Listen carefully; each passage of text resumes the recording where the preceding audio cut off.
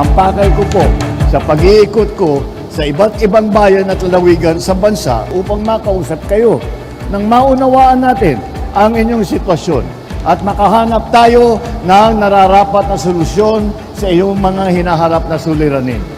Dahil sa pagtutulungan at pakikiisa ng bawat isa sa inyo ay patuloy na uusbong ang kapayapaan at lalong uunlad ang ating bayan.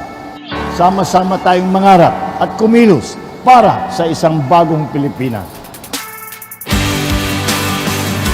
Nagulat ako kasi kagabi lang, naka-adjourn lang tayo ng CND.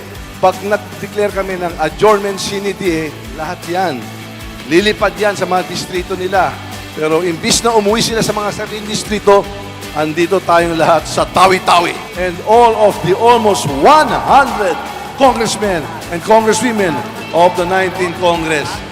Mahal na mahal natin ang lahat ng Pilipino, lalo na dito sa Tawi-Tawi.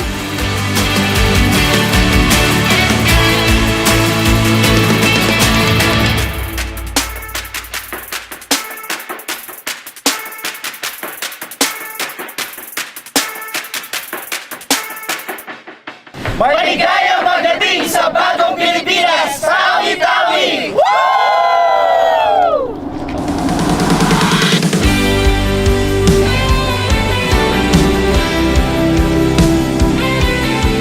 Sisiguraduhin po namin na makakarating ang lahat ng tulong, programa, oportunidad sa ating mga mamamayan.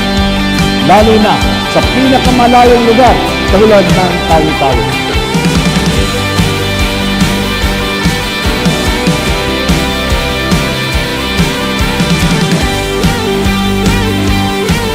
Mabuhay ang Tawi-Tawi, mabuhay ang bagong Pilipinas.